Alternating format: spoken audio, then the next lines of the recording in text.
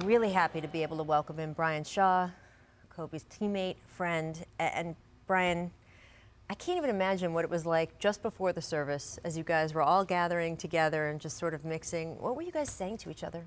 Well, you know, it was you try to find a silver lining in all of this, and so that part was nice because you got to see teammates and opponents and what have you that and entertainers that you admire all come together and be able to just kind of connect and say, hey, we have to do a better job of staying in contact with one another.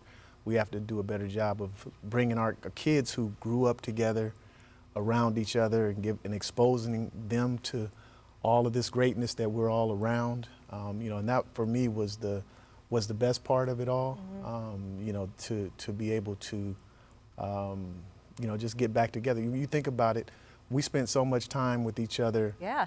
Whether it was on the plane or the bus ride, let alone playing the games and practices and going out to dinner. A lot of times more time than we spent with our own families. And so, it's a shame that sometimes when the game is over and you retired and moved on, that it just stops, and it shouldn't. And so I think that's something that this made everybody aware of, and we're all going to be better because of it. It is so striking to hear that from you guys. I've heard that from so many other players. We, of course, have heard Shaquille O'Neal talk about the fact that he hadn't spoken to Kobe since Kobe's retirement. Last game, I couldn't believe that. Right? And the crazy thing, like he talks to Sharif. Right, Shaq's son. Yeah, that stunned me. Right? And I don't think it was out of some grudge. Obviously, I was there that night of Kobe's retirement game. Shaq was screaming the loudest for him, but sometimes you just don't connect, right? Well, you grow up and, so you take young Kobe, young Shaq and teammates, and you're at a different stage in life. Yep. And then, you go through a 15, 20-year career. You retire, and then your interests move on. You're doing business. You're watching your own kids, and it takes away, from the time that you spent with one another. And I don't think that it's anything that's done on purpose. It's just something that naturally happens.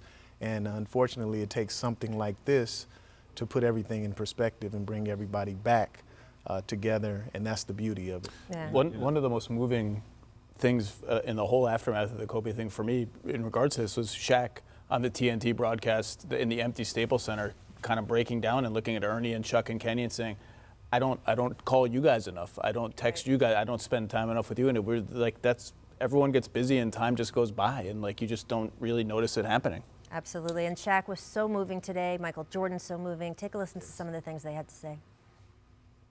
I wanted to be the best big brother that I could be. To do that, you had to put up with the aggravation, the late night calls, or the dumb questions. I took great pride as I got to know Kobe Bryant that he was just trying to be a better person, a better basketball player. We talked about business. We talked about family. We talked about everything.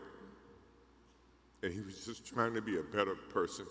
The day Kobe gained my respect was the guys were complaining. I said, Shaq, Kobe's not passing the ball. I said, I'll talk to him.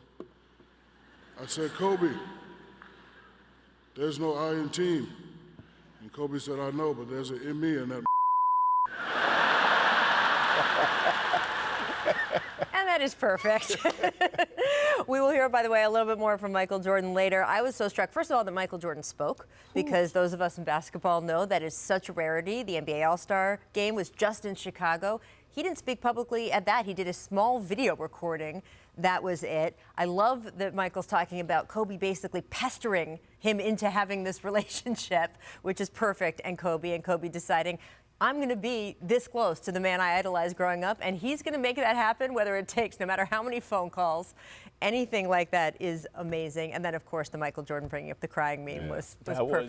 That was an all-timer. As well. And you know what it did? It humanized it for all of us because, obviously everybody, admires Michael Jordan. Mm-hmm. And to see him, tears stream down his face, it makes it okay for everybody else to let that emotion out. And, you know, and so that was, I thought that was awesome, you know, that he got up there in front of all those people and expressed himself and let it flow. We all have to grieve, we all have to mourn, and we have to let it out, and he made it okay. I thought it was an all-time moment for basketball people because, you know, Michael's Hall of Fame speech, whether you liked it because it was quintessential Michael or whether you thought it was a little maybe off, it didn't leave the best taste in everybody's mouth, whether you liked it because it was him or not. This was, everyone I think was curious when he got up there, and it was just, I really don't remember seeing Michael Jordan ever like that, and it was something because of that, and it was the exact right note, and something I think all of us will always remember. Graceful, generous, some things that, again, in his Hall of Fame speech, he had to be defiant, right? He had to get in those final last licks. There was none of that here, and it was about that relationship. T-Mac, can you explain to people, even just explain to people a little bit, how much Kobe Bryant idolized Michael Jordan? Yo, telling you, we used to be in the room, and he'd have like "Come Fly with Me," playground. He would watch all these home videos of Michael Jordan, and I caught him like rewinding certain moments of Michael, how he walked, how he talked, and he was just really studying what Michael was doing, and he was mimicking that, like certain walks, like Mike walks, and. You know, I was like, what the hell are you doing? He was like, that was my guy. I want to be better than him in my career when it's all said and done. And that's what he was shooting for. Like, Mike was the bar, and he was shooting to be better than Michael Jordan. I'd be damned if he didn't come close to accomplishing that.